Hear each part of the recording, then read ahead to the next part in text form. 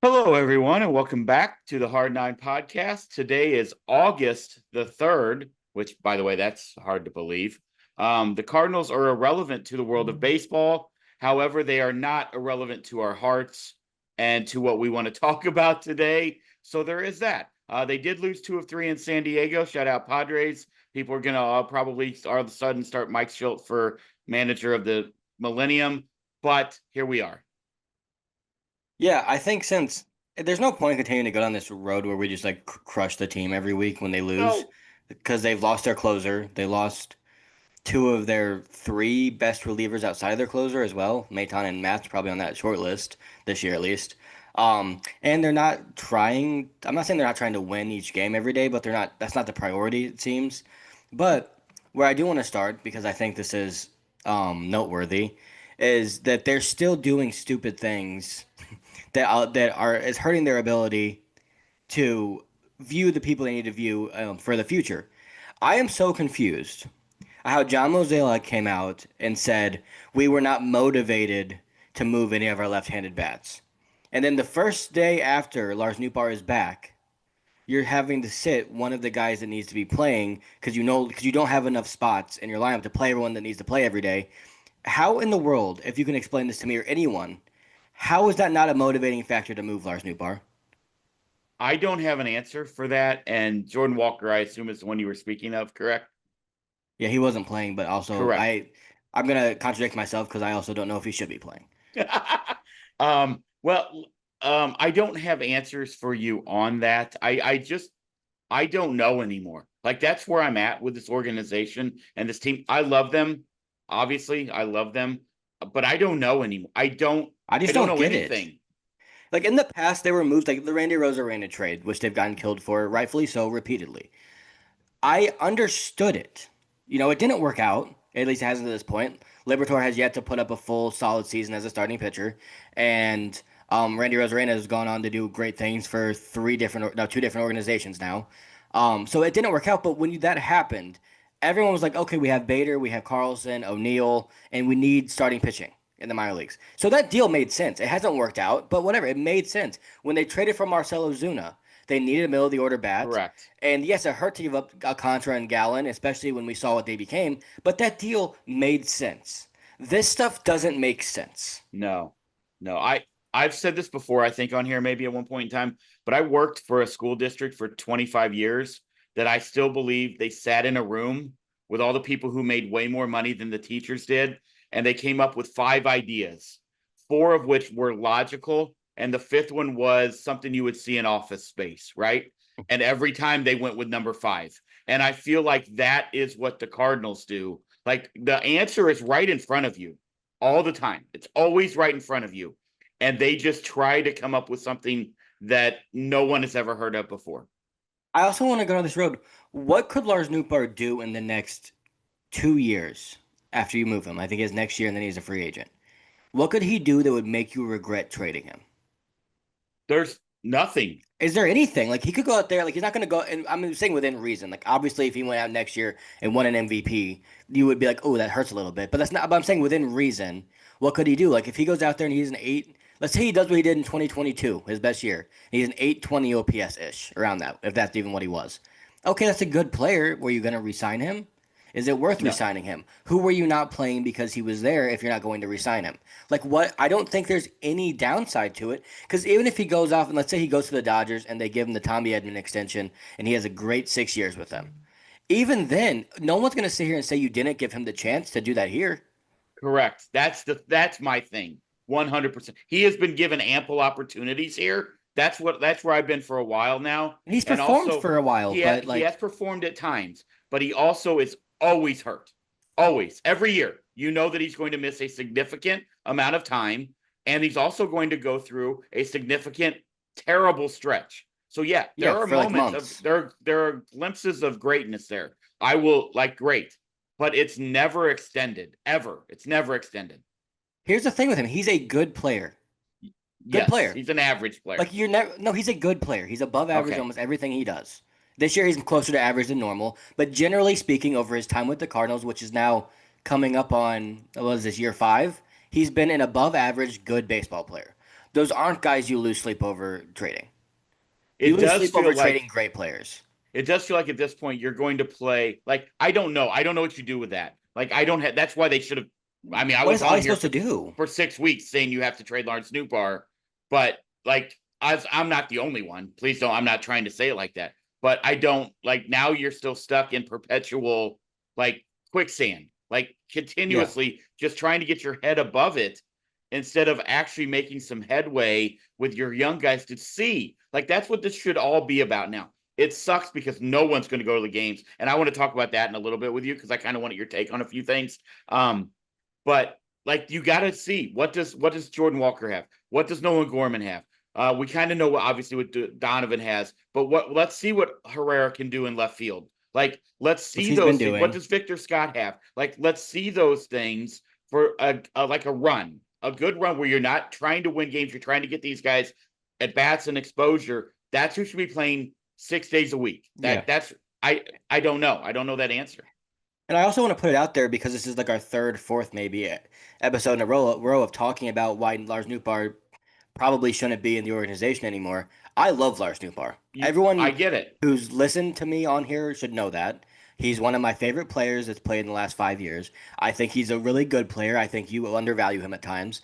But so it's not about him. Also, like I don't know him by any means. He doesn't remember me, I'm sure. But like when he was a rookie, I met him a few times and he was like the nicest guy to me. So I have an emotional attachment to him outside of just Yes. baseball. Right. Um I but so it's not about him at all. Like it's not. He's a good player. I'm sure if he went to a playoff team right now, I think he could help them win a World Series. I genuinely do. So it's not about that. It's about where the organization is at and where they need to go and how they need to get there. And I just think they continue to do things like this that are half measures, to quote Mike from Breaking Bad, that don't help you. Like they're not helping you at all. If anything, they're hindering you. And there's no downside to trading Lars Nootbaar, in my opinion. Yeah. But R.I.P. okay, well, let's not spoil the show. The guy that plays him still alive, Jonathan Banks, legend.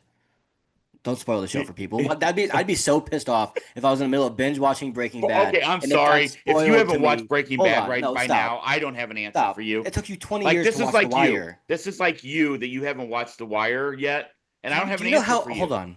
Do you know how pissed off I would be if I was in the middle of binge watching Breaking Bad and I turned on a Cardinals podcast and it spoiled a major death in the last season for no reason whatsoever? I didn't say that. You turned it into all that. You could You just let said it go, R.I.P. and we So could either have people are moved gonna on. think that the We actor died, or they're gonna think he we died could in have real moved life. on. We could have just kept going. We could have just kept going. Regardless, Mike's one of the By the greatest, way, one of my thank favorite you characters guys, in any by the show way, who ever. are on here. I do apologize if I just spoiled a 20-year-old show for you. If Not you would it is not convince 20 years if you old. would It convince is not Caleb here 20. to watch No, The now you're Wire, lying. It's not because The 20 years Wire, old. stop talking over me. That's bad podcasting. Because The Wire is top two show of all time. But for some reason, because I love it and everyone I know loves it, and literally everyone in TV history loves it, he will not watch it. And I don't have an I answer for hold on. why that I'm happens. not I don't boycotting get it. it. I just haven't watched it yet. Yeah, that's bingo. So I don't get Okay, it. whatever. But thank you See, guys this is for what we do. listening. If you could hit that subscribe button, we'd greatly. Hey, we hit 800. That's awesome.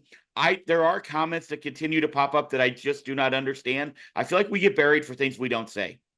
I think a lot of people hear, and this isn't like I'm not trying to bash anyone, but there are a lot of people I think they No, hear something and genuinely like I think that they hear something they don't hear. I don't know if that's because you're like listening to and not paying full attention, but there are some times where they'll say something about something that me or you said, you or I said, I should use correct grammar. if you would have watched The That Wire, you'd know.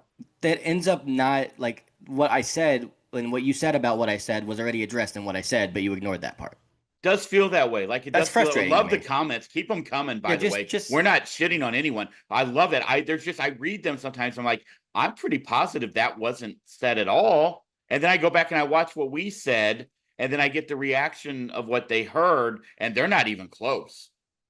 yeah, I mean it's whatever. It's gonna No, happen. I I think love people it. will just do I'm just that. saying. I like to clarify that I feel like last time we weren't trying to like bury Bash the Mo, returns they got. but I think that we had to be honest in the fact that they didn't do enough as an organization, right? I feel Yeah, like that was more of our take last yeah, podcast than it was burying what they got back. Because I think I said, and I'm pretty sure you probably did too. I have no idea. I think I even said, I hope they're all stars. Probably not going to be, but I hope that they are. But yeah. we don't know that. I think our thoughts were we didn't like Mo. We started with Newt. I don't think we did enough. Was I think what our take was. It was that, and it was also like we don't know. Like I don't know what Jesus Baez is That's going to be. He could be the agreed. next. He could be the next cornerstone third baseman, and we Hope don't know it yet. so. I have no Hope idea. so. But I do want to say because I didn't say this last time, and the more I've thought about the moves that were made, the more I've kind of not liked them, because I didn't dislike them in the first place, but gotten a little bit more excited about it. I do like that they seemingly got three guys that they're going to put at high A that are like at least exciting prospects. Like I don't know if they're going to be great. They have, but all three of them have enough potential to maybe never debut in a Cardinals uniform. It's possible. But there are three guys that now are at least at Peoria, which we didn't have a ton there. There were some guys, but not a ton to go look at. I think now there's three guys there that it's exciting to watch if those guys can become something. Like Jesus Also, Baez on every list I've seen has moved into the top 6 or 7 on the Cardinals prospect list, and that's nice to get an addition like that. Like he's moving ahead of. I'm talking really fast. Sorry, he's moving ahead of Tink Hence bro, and guys like that, you've been which pounding is Dunkin' Donuts or what's happening there? Celsius? no. I mean, I have had caffeine, but that's just my Did you daily see that, intake. like in a lot of Celsius bottles, they were putting high noon in it? How pissed would you be if you were going for the high and you got the low of the high? How pissed would you be if you got fired because you were drinking on the job when you thought you were having a Celsius? I feel like you would know. One drink and you'd Seems, know. I mean, I think if you're a Celsius drinker, I tried the It Celsius could be route. a pleasant It's not surprise. for me. It's that shit made the Question for old you. ticker go a little crazy. Question for you. If you're Yeah. going for an energy drink and you're at work, okay, let's Yeah. say let's say you've like halfway through your shift. So it's Uh-huh. not like at the very beginning and you've had a long day and you take a drink of what you think is an energy drink and it's a high noon. Are Yeah. you drinking all of it or are you putting it I'm away? pounding that thing. I'm putting that thing down. No doubt about it. What Those are we talking about? What if it's a black cherry high noon? I'm going to get all the Celsius things that's and what I'm saying. hoping It that they're could all be a black good cherry high surprise. noons. It could Yeah, be a we good agree. surprise. And them Yeah, drinking high another noon Celsius.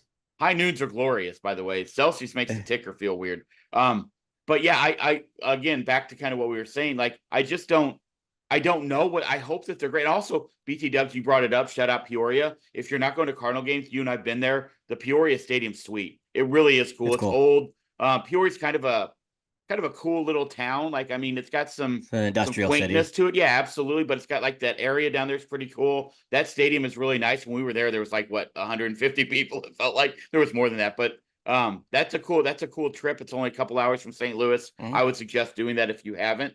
But yeah, I agree with you. And I think that's what we were trying to talk about last time was our concern was that they just, in our opinions, didn't do enough at the trade deadline, I think meaning yeah. not what they got back, but meaning what they gave up. And also, I just saw a thing, and also who knows, but like Baez was a top 10 prospect. They said traded at the deadline, so he was in that group. Yeah. They really liked what the Twins did. I saw that they had like 5 of the top 10 guys they Prospects got wise, yeah. back. Yeah, right.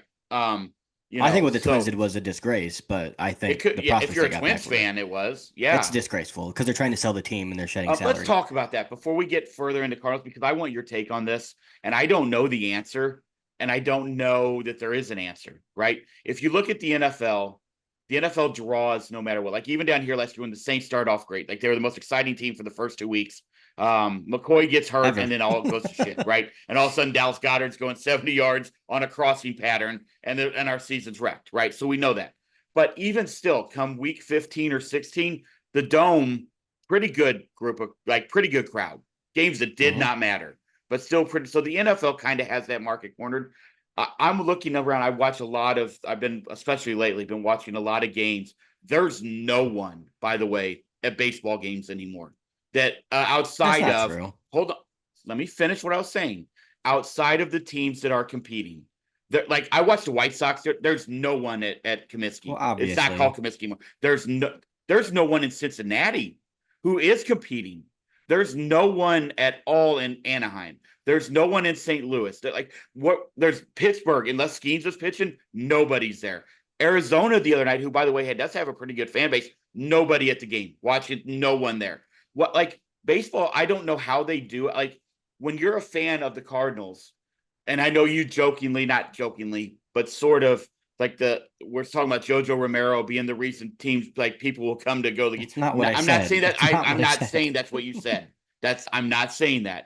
I'm saying that was sort of the perspective of the ownership. But nobody like why would you go to a Cardinal game now unless you could say you wanted to see the opposing team and you could go for like $5 or ten Right. bucks, right? Like there's no reason to invest as someone who your mom and I would have to take 3 people to a game, it was $180 night for us to take you guys to the ball game. We loved it, so we did it whenever we could. But if you're a family of 4 or 5, why go? Why would you go now when it doesn't mean anything? Luckily, we were taking you guys when it meant something. Well, I guess the reason you would go would be because you like going to Cardinal games, and that's a tradition for most families around here is to go to a few Cardinal games a year because your kids enjoy it, they're fun, and the kids that are 7, 8 years old probably don't really care if the team is in contention or not.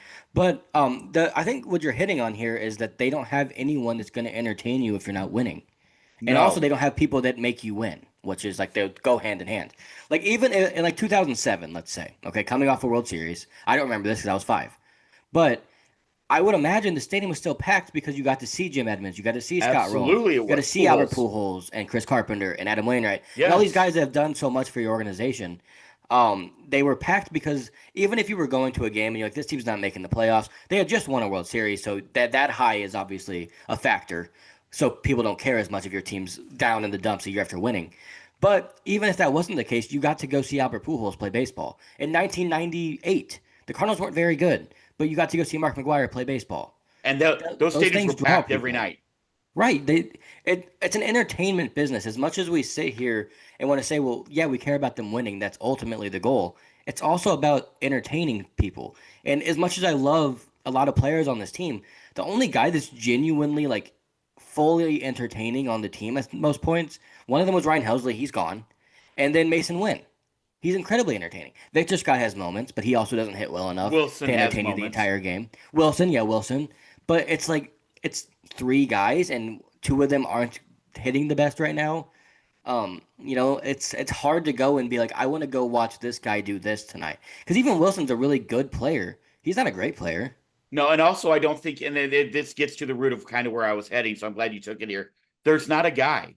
There's not a guy on this roster that teams like, even like in the '90s. I remember because I could walk up and get $5 bleacher seats and sit in the front row of the bleachers. I loved Ray Langford. I loved Bernard Gilkey. I loved Greg Jeffries. I loved Geronimo Pena and Luis Alicea. But that's because I was a diehard Cardinal fan. I didn't go to see any of those guys. I went because it was $5 and I could sit in the front of the bleachers. So like today, there's no draw. Like Skeens, you get one every 5 days if you're in Pittsburgh, right? Like Mhm. that place does sell well when Paul Skeens pitches. But if you're looking around, like Cleveland, I love Jose Ramirez. I think he's probably the most Are we talking underrated about the player in Cardinals or the baseball. whole league I'm now? talking about the whole league, but also let's hand it into the Cardinals because I don't think there's that guy that draws people to the stadium now for the first time. I mean, I've kind of looked at it like that in a long time, I think. Because I feel like when Goldie was on his run and not when we got And Arenado, Arenado. Yeah. those guys, people were Albert. going to see those guys. When Albert came back, like those were even Absolutely. then And like Waino and Yachty. You always had Waino and Yachty. That was always right. the That draw, was right? Was Waino and Yachty, because those are, I mean, legends of the St. Louis Cardinals. Like, who is drawing fans to our young kids to the ballpark now if you're a Cardinals fan? That's I the have a thing that good concerns transition. me. I have a good transition for you. Okay, good. Because the guy might be in AAA. Okay. And his name is JJ Weatherholt. Now, whether I'm not saying he's gonna be a superstar, okay? But I'm saying if there's ever a prospect that's going to freaking work out for this organization, it's this guy. Okay? So far in AAA. Okay? So far in AAA. He's batting 344, an 1179 OPS. He has 21 hits. 12 of those hits are for extra bases. Yep. And he's playing third base for the first time today. And he went three Do for you, four and hit a homer. do you feel He like the Go ownership's ahead. going to do something dumb and call him up in September? I think they should call him up in September. Okay. Well, then I was wrong in saying dumb, I guess. I hate that because I don't know that does him any good. But I don't think it does him any harm. that's probably true. Okay, that's fair. Like I think so. This worked really well for Mason. Like we saw that where he kind of got up to the big leagues, really struggled when he got up. And for some guys, like Mason is a really strong-headed, strong-minded guy. It seems like how bad he was when he got called up. His first stretch in 2023 could have ruined his confidence, and it could have gone differently than it did. But instead, he used it as a way to learn what he was doing wrong and get better. And it really worked. He had a great year last year, and this year he's kind of been almost the same player as last year, maybe a little bit worse offensively or similar. I think it's probably comparable if I were to guess. But it really worked for him.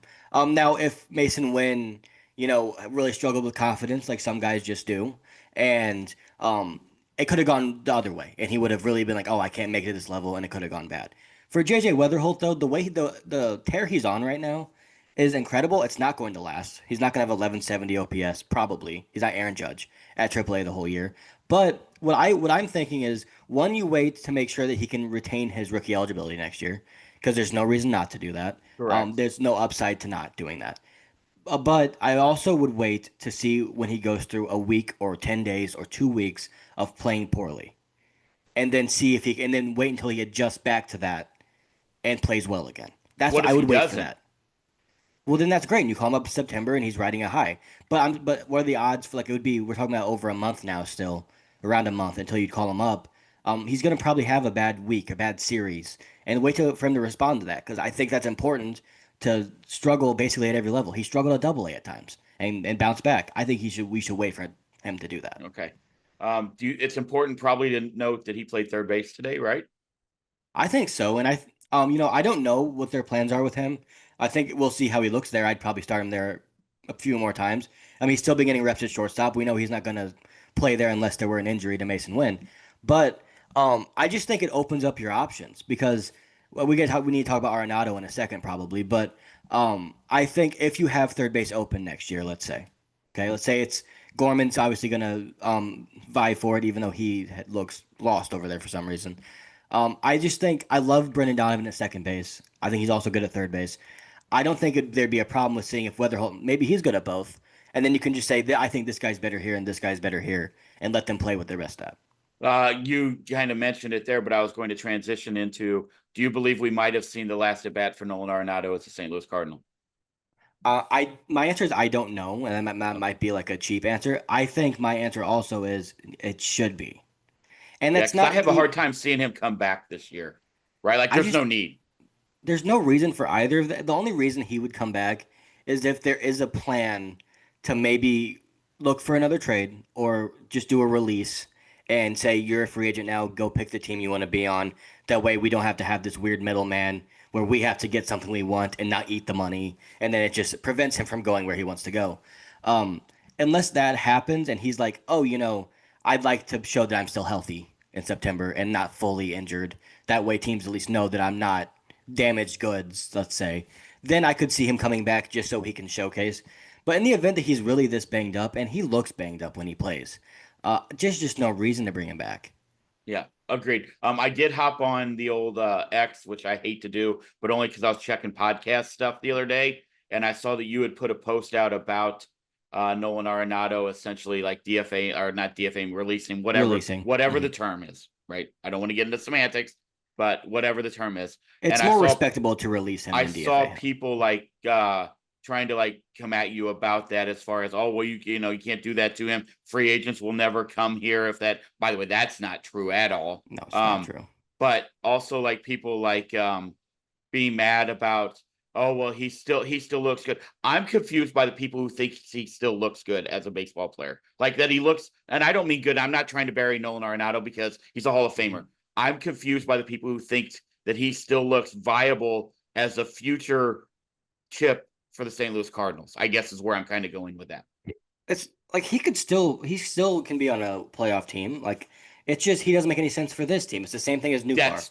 Yes. Um, Now the thing that I think when I said that, and I've said it on here a couple times, that I think that at some point you might get to a spot where releasing him just makes most sense. And most sense, sorry. And when I say the most sense, I mean for both people, not just for the Cardinals. It makes sense for them for a variety of reasons. It also makes sense for Nolan Arenado to say, you know what, you haven't been able to find me a trade for a place I want to go to.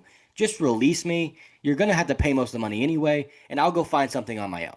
That would, to me, people take it as disrespect to release a player, and in some instances, maybe it is.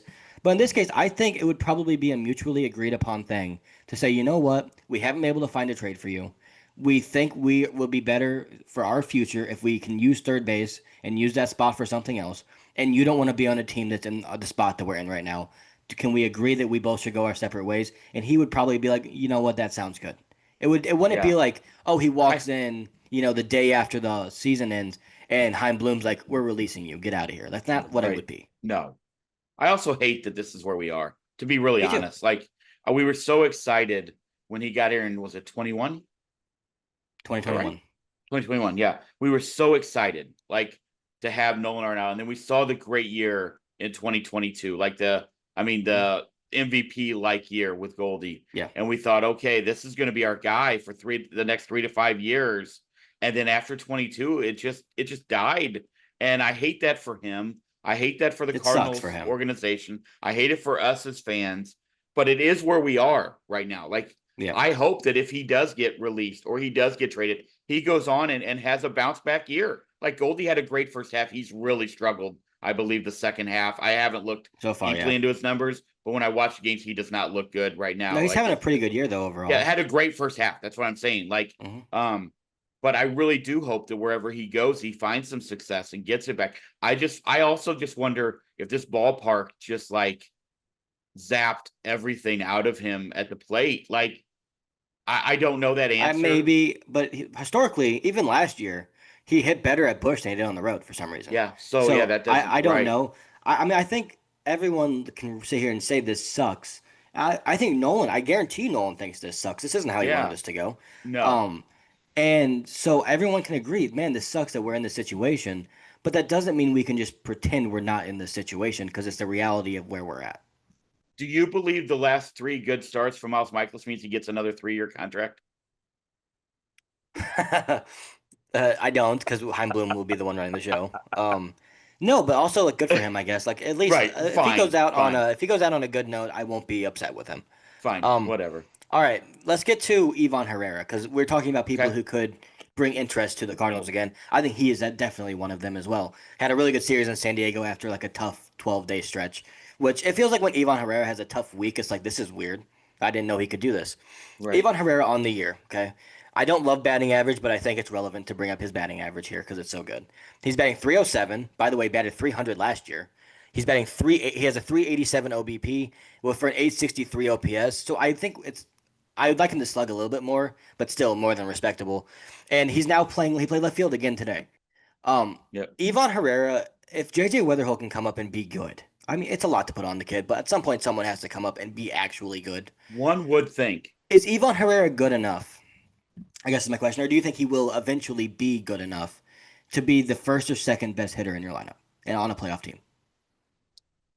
I mean, He's an yes. 863 OPS. The answer is yes. Like I do, and I mean, if you want to look into the crystal ball and believe that he should get better, right, as he gets stronger and he gets more at bats and he understands pitching a little bit more and he understands what pitchers are trying to do against him. Like the hope is that yes, like that studying and all of that work that he puts in, we know that he's a hard worker. Is the yes, apparently he's one of the hardest he could workers. improve on that. The answer is absolutely he could. He's young. I mean, he obviously works hard. He's a studier from everything I've read. Like Also the answer an is amazing he could personality. be better.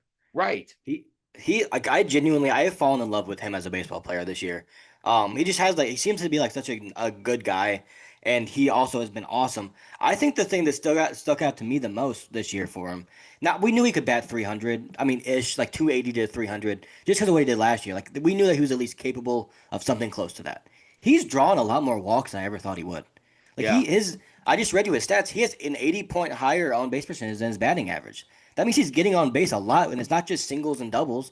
The one thing for him that I think he's capable of because he hits the ball so damn hard, like he crushes the ball, is I think there's a lot more power in his bat that I'd like to see him tap into. Yeah. That's going to be pulling fly balls more often because he hits a lot of his doubles to left center and right center.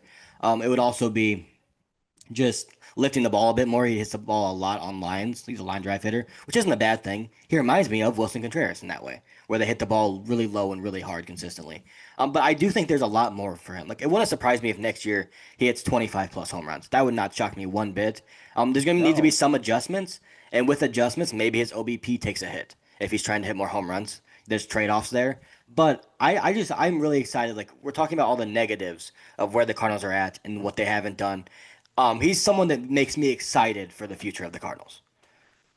At what point, and this is the one concern you and I have talked about probably for 3 years now, do the Cardinals start to put all their eggs in the baskets that need to be put? Like you talked about it with Nootbaar and Jordan Walker, and like who is it? Like we know, like it's got to be Wynn. I mean, if you're asking me, it's next year's got to be Weatherholt, Wynn, Donovan, and Contreras on the infield, right? Because Wilson's not getting traded. The catching position, I think, is up for. I mean, I think there's a debate there on who your starting catcher Should be. Can I be honest? It should be Pozo. We agree. we totally agree, but unless Jimmy Crooks looks ready. We're also back to where the organization doesn't seem to agree with that. They seem to think that Pedro Pajes is the answer. And that's, it's funny. We're back to that again. And that's like, these are the little things that I'm talking about. And we don't know what Chaim Bloom's going to come in. We don't know what's going to happen there. He might trade for a catcher. We don't correct. Know. He could. We don't Sean know Murphy. there. But then, like, if you're going to put Herrera in left field, then obviously Nootbaar's got to be traded in the offseason. You have to figure out, is Victor Scott the guy going forward? I think he is. I think there's still a lot of potential there that I think he can dramatically get better. I think we have to see better bat to ball skills. Like, I think that's got to be one of those things. Better he has to get better. Has to get better. And then Jordan Walker's got to be your right fielder. That leaves Foreman as a DH. That leaves Burleson as a DH. But to be fair, like, there might be room to trade one of those guys in the offseason as well if you're Chaim Bloom. Because how many, if Weatherholt's here, like, how many left-handed guys can we have on this roster? I don't know that answer. And it goes back to the one thing that we've been concerned about is it feels like for the last 8 years, essentially, they've made the wrong choices when they've been left with a choice. If Jordan Walker had a different name, would he be starting in right field next year? No. Can I give you a stat that makes me probably more angry than anything else? And I hate piling on the guy because I know I've said a lot of bad things about him. And I don't, it's not that I don't think he's working hard. It's not any of that.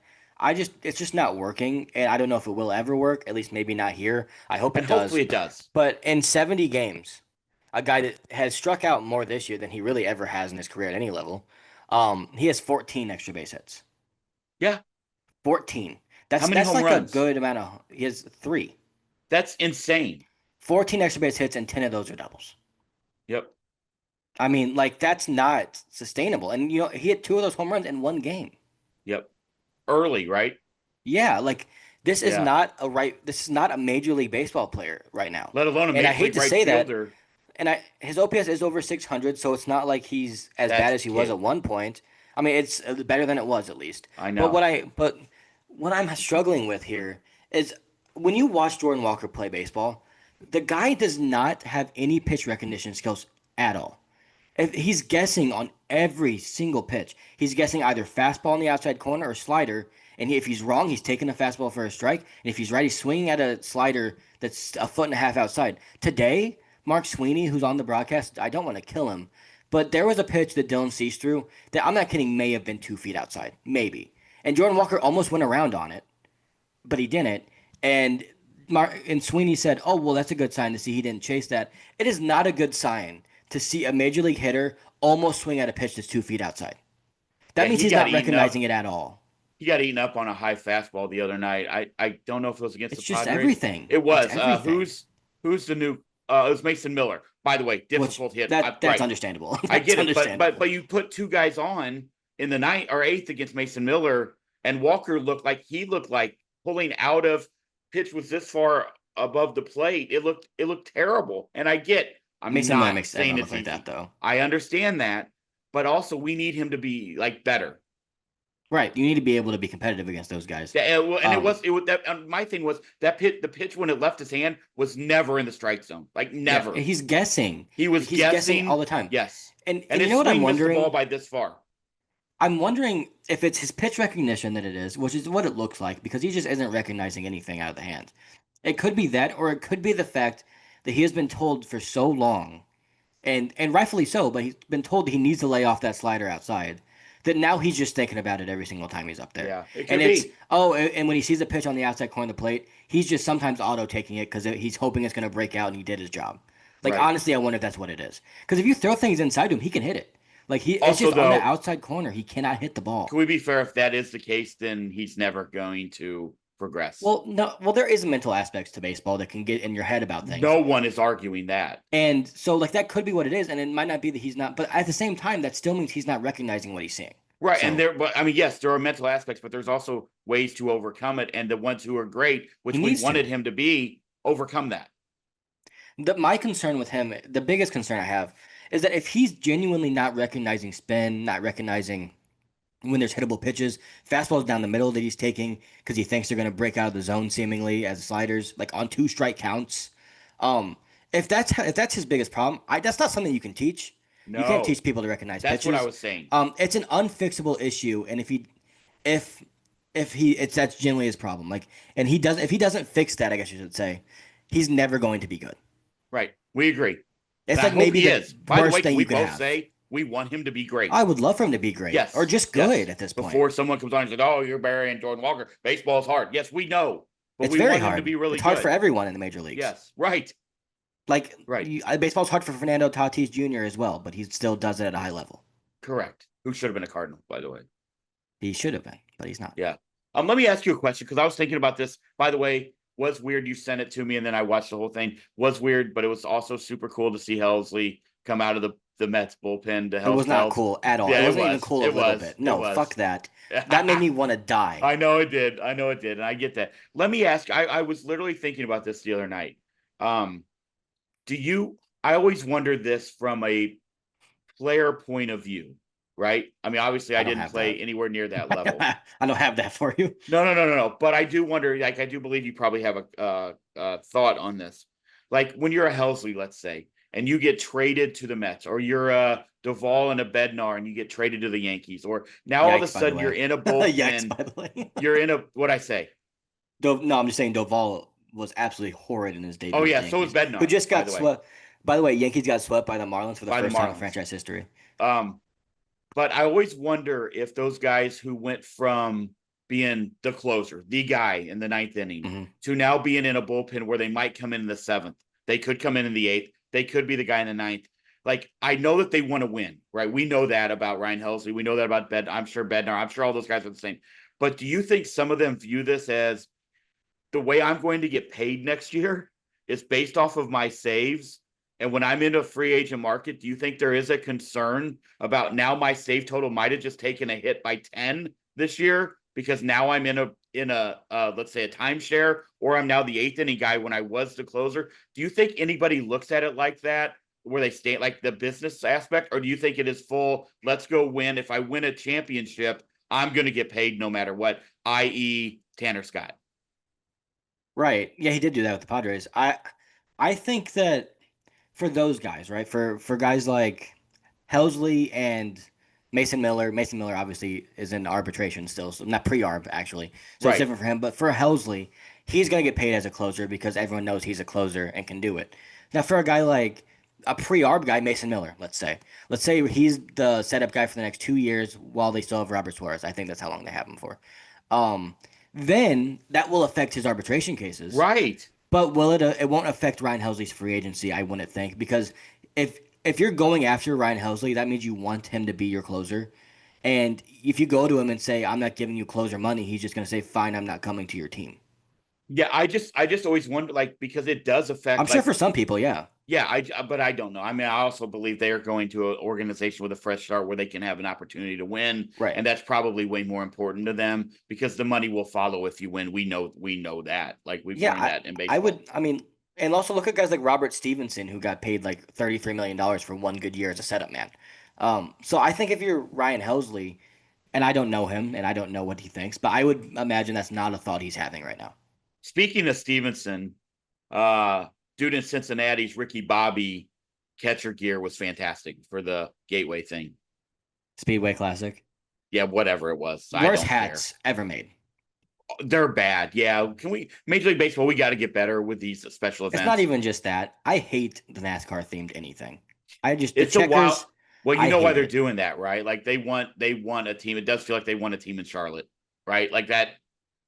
Well, Doesn't it's it just feel such a that weird way? place to. You know where a big market that they don't have a team in that they should go to? Oakland.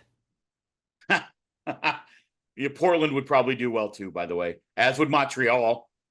Well, Portland's a small market, but yeah, Yeah, I get it. I get it. they draw But well with the yes, Blazers, but that's also the NBA. yeah. Is there anything? I don't think there was anything else that I had that was. Oh, Michael McGreevy. Cool for him to get his first win on in San Diego in front of his family. Not Yeah, his first major agreed. league win, but first win in San Diego. That was a cool moment for him, and I'm glad he's up and pitching. Okay, like he's doing fine. I think give Michael McGreevy a break. He's not going to be the savior of this organization. No. He's not going to be a top three starter in any playoff rotation, most likely. But I think he's going to be a good, valuable starter for a long time. So Yeah, Andre Palante also has like just not good. he got screwed today by his defense. I Some of that was he's his just doing, but fine. That's fine. I mean, he He's did just that, but not the a good. defense in He's today's game not a was so quality bad. starter in Major League Baseball. That's what I'll say. I mean, He's not. he's best as a swing man for sure. He's a Um, great number 7 in a rotation. or 6, or even honestly, you have a good first 4. He could be your 5. Oh, okay, fine. For sure. Like I'm just saying, like, sure, is he sure. better? Like, look at some of the teams that have made the I playoffs know. in the past, and look at their 5th starters. Also, you know what I wanted to say, because I don't think that we give credit to. Well, I think we try to, but players around the league who Michael Wacha has had a hell of a career as a major league Yep. pitcher, and we know what he did here, and then we know how that ended. But like what he's still doing in Kansas City. I mean, like what else I watched last night? He retired 24 of the last 26 batters he faced. Like that's unbelievable what Michael Wacha has continued to do, and I'm really pumped for him that has been the case for his career, because it could have ended so much worse than it did. Mike Matheny tried to ruin him with injuries, He's and thankfully it didn't work. Like 100%. I'm very happy for him. He seems like a good dude as well, and really like Yeah, has had a like I think if you were like that's like a top 2% career, maybe 1% career in terms of what he's been yes, able to do because of how long agreed. he's pitched, how good he's been. Was he So I agree with 34, you, but 35? yeah, he's up Maybe. there. Yeah. Okay, there's one more thing about the Cardinals I want to get to, because I think early on in the year we were talking about how good the defense has been, and they're ranked number 1 in baseball in outs above average. Which, if you don't know what that is, that's just an out you're recording. That's a hard out to get, basically, Correct. above the average out. They have 33 outs above No, sorry, not 33. I was wrong. They have like 50. What? Hold on. They're on Okay. pace What for did you? 53 outs above average. Sorry. Are you on They're on DH pace for gate again? 53. No, I'm trying to find. Regardless, Victor Scott and Mason Wynn have combined for 33 of their outs above average this year. And that's like 80% of what, no, 90% of the outs above average the Cardinals have. I didn't say that right at all. Hold on, I'm Feels trying to like find you the are numbers. making. First of all, can we calm down on the cocaine? Hold Like, on, what is I'm happening with confused. you I today? had a Like, number here, these and now I don't numbers are have it not even anymore. close to No, I real. have the number anymore. Okay, okay. No, guys, I'm so No, sorry. I have it now. I'm so I have it sorry for now. my co-host. This is terrible podcasting. Okay, I'll put it this way because this is better because I don't have the Is exact there a number like I point to thought I be made did. here? Yes. So the Cardinals lead baseball in outs above average. Okay. Mason Wynn and Victor Scott combined for 33 outs above average. So Mason Wynn has 18, Victor Scott has 15. The next closest on the team is Wilson Contreras at 3. So the Cardinals defense is like Fugazi, basically is what I'm saying. Yeah, bingo. It wouldn't be as good as it has been if they didn't have 2 of the best defensive players in all of baseball, which another point on this to not be negative. Shout out to those 2 for being just legitimately Right. incredible at their positions. Like Absolutely. Mason Wynn should win the Gold Glove this year at shortstop. Do Maybe you Platinum Glove. think, and I Sorry think for that. I know Sorry for your the answer. struggle I Bro, I'm had. sorry that you had to rank 18 Celsius before you came on I this haven't. fucking I was trying to. show. Well, I had a point, and I thought that the number of like the overall number of outs above average for the Cardinals was on this tweet from Brandon Kiley that I was reading. It was not there, so then I didn't know how to say what I was trying to say. Do you, I feel like it's not fair to Victor Scott here, because I feel like there's more pressure put on him than if he was on a team that was prolific offensively, because I he don't would know. be, in my Maybe opinion, so damn valuable in center field. If really, hey, if he he had a is. 680, 700 OPS, that would What's be he? awesome. He's not even close I to that. Well, where's he at right now? I honestly don't know that answer. But just that In the he can five play the somewhere. center field that he does, because he does do everything he can do out there defensively to save runs, and it is electrifying at times to watch. And he does it in And a fun way too. Like he does I his feel little like we jumps and want stuff. him to be Mike Trout, and he's more Kevin Kiermaier. Do you know? Obviously, I'm being Actually, can extremist I there. argue with you on that? I want him to be Kevin Kiermaier. Yeah, that's He's what was not. okay. Yeah, but he's also 24. Okay, what was Kevin Kiermaier when he was doing what he I was don't know. doing? You'd have to look that up, but knowing the Well, way that Kevin you're Kiermaier reading had years, stats Dad, today, where he was like all-star worthy. You know, like I get it, but he was that's over all I'm. 700 OPS for like his first 5 seasons in the big leagues. Yep. Where is Victor now? Do you know that answer? I don't. I He's don't. at a 633. Okay, that's bad. I mean, it's not. It's better than speaking of which, better than Jordan Walker. Well, feels like when. So we're Okay, talking. can we talk about that just one more second, because we didn't finish the conversation really. Like what do you do if you're like, put your hat on? You got the Pels hat on now. Put your GM hat, your Heim Bloom hat on. What do you do with Jordan? Like, what do you do as an organization? This is a guy you counted on, right? Like, he has been He didn't. the chosen one. No, I understand that, but the organization did. He was one Right. of the chosen ones from the time we drafted him through his ascent to the major leagues.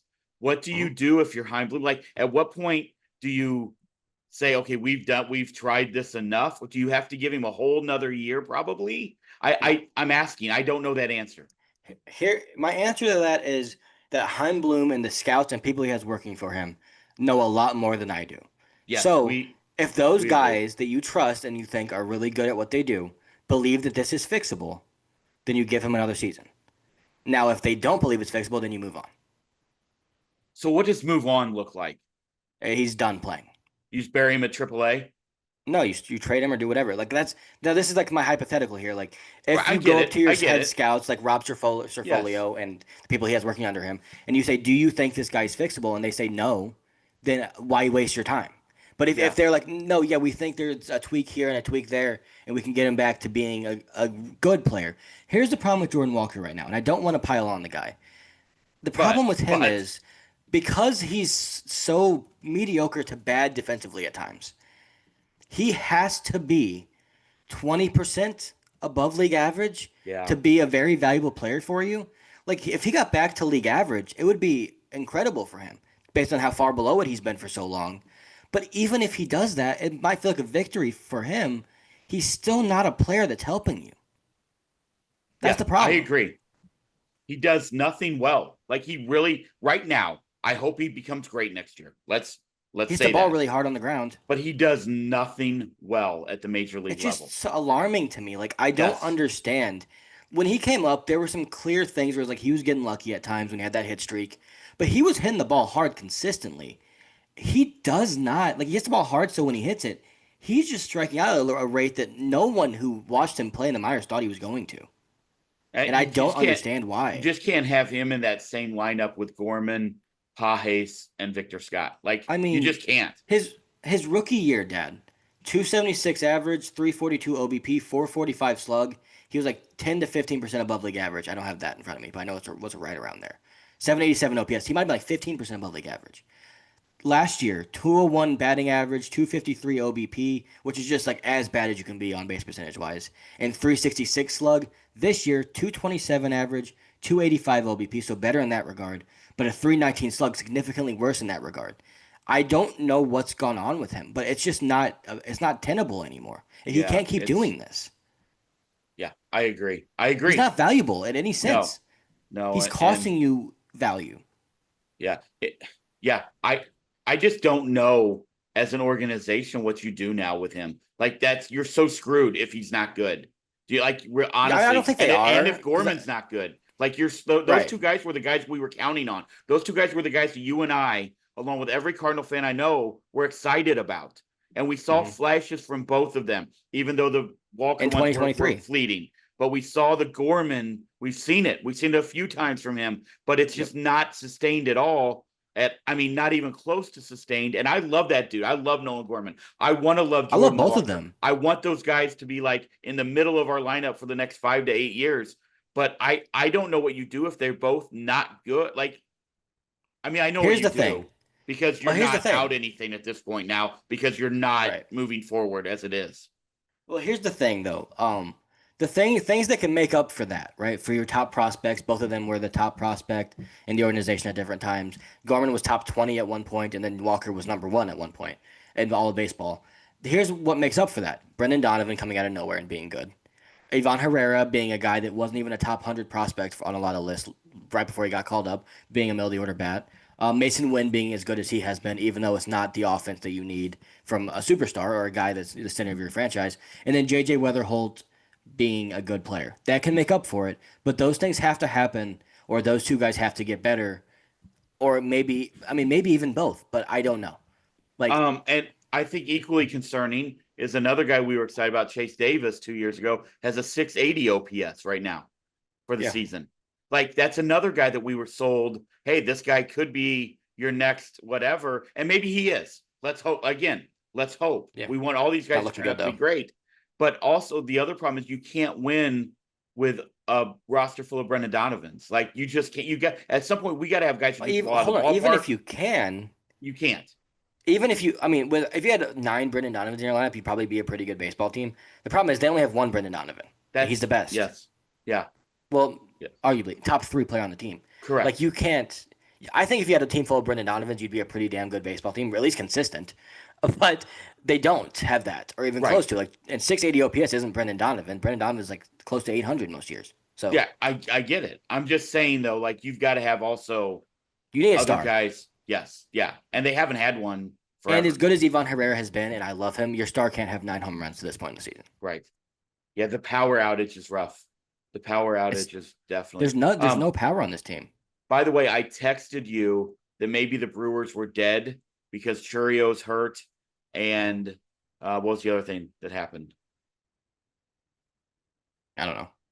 There was something else that happened. Someone else got hurt, I think. Texted, yeah, that they. Oh yeah, somebody went on the aisle. Either way, I said they might be done, and then they went on to went 16-4, and I think 10-1 today. I don't understand the Brewers. I don't understand it, but at Pat Murphy's potato or pocket pancakes, I guess, are the answer. Like he's eating pocket pancakes during interviews. I love that dude, by the way. But I don't get the Brewers, but they just keep. Ryne hit 2 home runs today. Make it make sense.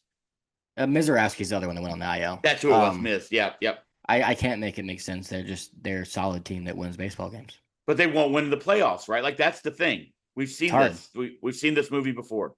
Yeah, not talented enough. Can I say this? I watched some of the Padres. I still don't get the Padres. I just don't get it.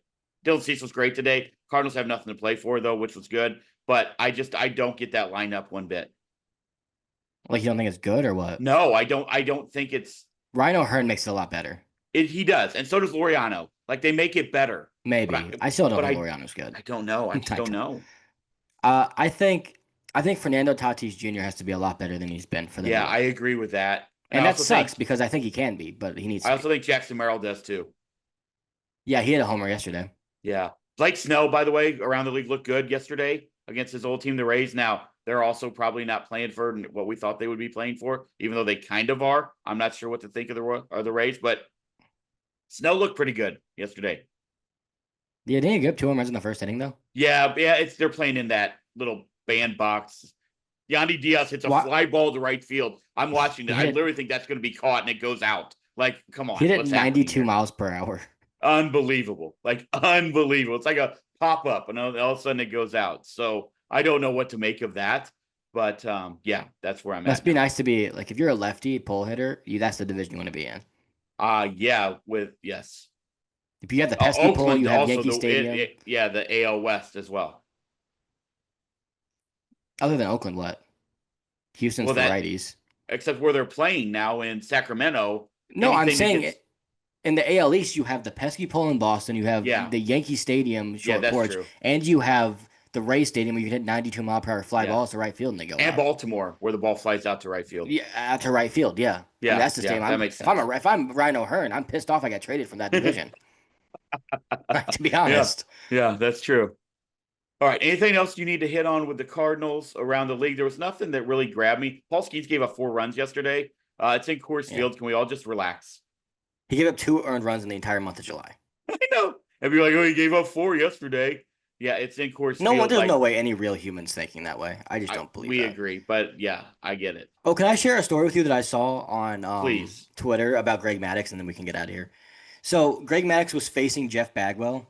It was in the mid to late 90s, early 2000s. I don't know what year it was, but when Maddux was still on the Braves. And I don't know who the catcher was telling the story, but it was one of Maddux's catchers. And Greg Maddux, they were like blowing out the Astros. They were up by like 9. And he said their scouting report, and what Greg Maddux said was, set up outside. We're not throwing this guy 1 pitch inside. And then he called a mound visit while they were up 9-0 and said, come out here. And he said, set up sinker inside. And the guy was like, you said we weren't doing that at all. He was like, no, do it. And so he did it. First pitch, sinker inside. Bagwell hits it like 450 feet. And then they go to the dugout, and the catcher's like, why did you tell me to do that? We just said he was going to hit a home run if we did that. He was like, because we're going to face these guys in the playoffs, And in that at bat, he's going to be looking for that pitch, and I'm not going to give it to him. And so in the playoffs, he struck him out on 3 pitches on a slide on all sliders outside the zone. And he said he went into the dugout, and the catcher had forgotten, and he was like, "You remember what we talked about a few months ago?" He was looking for that pitch, so he gave up a home run on purpose because he was like thinking about the playoffs. I think That the that's why his professor. yeah, about to say that's why his nickname was the professor. But I thought Yeah, that was a cool story because like yeah, that's also fantastic. cool that Jeff Bagwell was so good that he gave him one sinker inside one And he hit it chance and he out. hit it out. Yeah. Yeah. Before we get out of here, I think we'd be remiss if we didn't send our RIP thoughts and prayers and good vibes to the Ryne Sandberg family. You didn't get to see him, but growing up, obviously in the WGN generation, Cubs Cardinals generation, I mean, what he did a couple times to us in Wrigley Field, some of the greatest games he's probably ever played. As a second baseman in high school and in college, like that was the guy, right? Like probably to me, the greatest second baseman I've ever seen play, I would say. And just what he also did as a human, big for the battle between the Community. two teams and the rivalry, but just Oh great for yeah. the city of Chicago, great for the game of baseball. And I can't fuck cancer, man. Like that's literally all you can say at this point. It's taken way Yeah. too many of us, and he's going to be missed in the game. And I thought it was really cool that the Cubs, everybody wore 23 yesterday. I thought that was pretty awesome. Yeah, I mean he's one of the greatest second basemen, if not the greatest of all time. He's in the argument. I don't Rogers Hornsby's up there. There's guys, but he's in the argument. Right. He's He's the in the Hall greatest of I've Fame, ever seen. obviously. Yeah, he's in the Hall of Fame. Over 68 career WAR, 9 Gold Gloves, 7 Silver Sluggers, an MVP, a 10-time All Star, and he also, fun fact, won a home run derby, and I think he hit like 6 home runs in the home Three. run derby and won it. There were only Yeah, five, I 3. It was think, in in the entire Wrigley. one. Yeah, that was 90.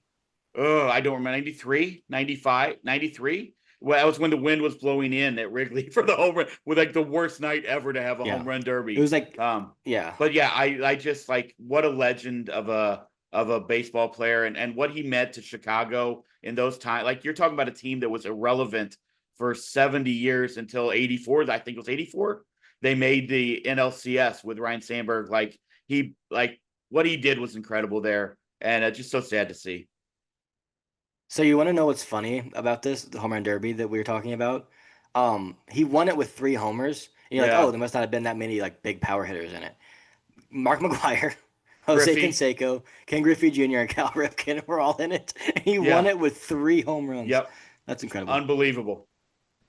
Like I I don't think remember today watching that it, but I don't remember what I was like. I don't remember it vividly. I remember I watched that, but I don't remember thinking at some point like this is terrible. But I remember watching it. Like, it's just yeah, crazy that Ken Griffey Jr. at any time of year at any I think stadium he hit only hit one. couldn't hit I think right. Griffey Like hit isn't that one. crazy?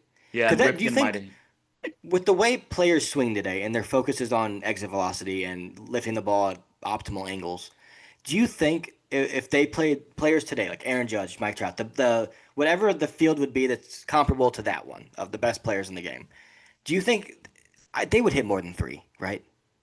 One would think yes.